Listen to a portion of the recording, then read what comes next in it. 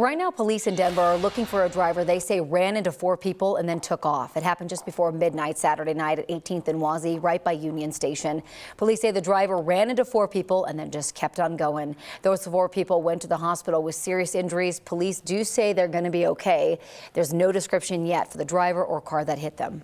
Colorado has now recorded 4 avalanche deaths in just the past 2 weeks. Over the weekend, 2 snowmobilers sadly died in Grand County near Winter Park. This happened on Rawlins Pass in the Mount Epworth area. The sheriff's office says they found one of the people on Saturday. He was a 52-year-old man. Then crews went back out yesterday morning and sadly found the other man, a 58-year-old, sadly dead. Of the 4 recent avalanche deaths, 3 were there in Grand County. We're seeing record-breaking numbers of tourists and people recreating in our county this year. And as you look from one part of the county on Berthoud Pass, as you go across Grand County all the way to Rabbit Ears, people are out recreating and having fun. But unfortunately, our backcountry is dangerous. Sheriff Schroetland says anyone going out to the backcountry needs to know the area, study the conditions, have rescue equipment, and know how to use it. Right now, the Colorado Avalanche Information Center has most of the backcountry under a considerable avalanche risk. The Grand County Sheriff says they are looking into putting up signs warning about those risks. Today, Denver City Council will vote on paying more than $300,000 to settle another lawsuit over how Denver police handled protests in 2020. Shai Torrio Brown and his fiancee Brittany King say they weren't part of the protests over George Floyd's murder. They say they were delivering food through downtown Denver and an officer shot a pepper ball at their car. Several people took video of what happened next. Brown got out of the car, shouted at police that his pregnant fiancee was inside the car. Then officers fired more pepper balls at them. Brown was hit in the face, King was hit in the hand. The couple's lawsuit says King was hospitalized twice for pregnancy complications tied to the chemicals in the pepper balls and that her daughter ended up with developmental delays. If the city council approves the settlement, they'll each get $162,000. City Council is also considering expanding a program that sends mental health professionals and paramedics to certain 911 calls instead of police. It's called the STAR program, and the goal is to help people in crisis who have mental health or substance issues get support without going to jail. Last year, STAR teams responded to more than 4,700 calls and helped more than 1,100 people. Now, Denver City Council could add $800,000 to the program. That would pay for 6 new clinicians this year.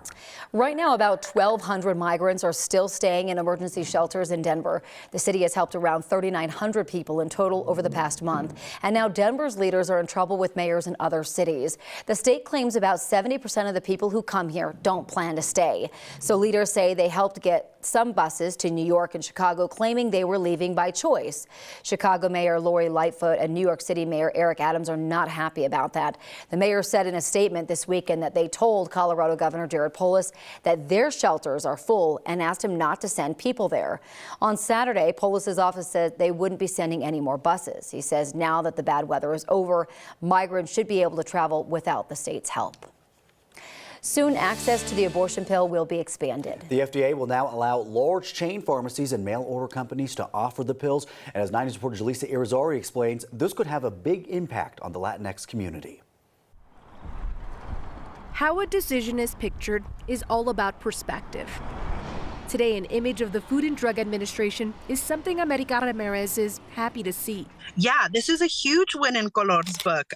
We're getting to exactly where we need to be, really. Ramirez is the program director for the Colorado Organization for Latina Opportunity and Reproductive Rights, or Color, the group that has fought for its name for 25 years. This week's news of the FDA expanding abortion pill availability to include pharmacies and mail-order companies is a step Color is celebrating. We acknowledge that there is no choice if access isn't available. So for us to be able to expand the availability, the accessibility of the abortion pill, mifepristone, to our constituents, to the folks that live here in Colorado, to folks that live in states where abortion remains legal as it should be, it's really important. It's a huge win. But even if Ramirez considers the latest news a victory, she knows the battle is not over. According to to NBC News, Latinas are the largest group of women of color affected by current and future state abortion bans and restrictions.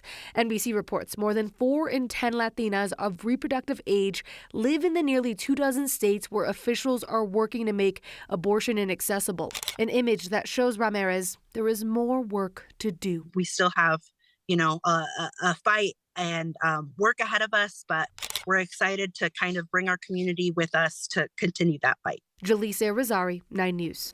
Now, there are a number of safety requirements prescribers have to follow before they can distribute that pill. Pharmacies that dispense it also need to go through a certification process. Both CVS and Walgreens have said they plan to go through that process and offer the medication in states where abortions remain legal. And one thing you want to know about the weather, our stats for the day going for a high of 53 degrees with the normal high is 45, normal low 19. The record high 72 from 1953 and the record low 29 below from 1875. And the reason we have that little asterisk there, because that is also the coldest temperature ever recorded in Denver.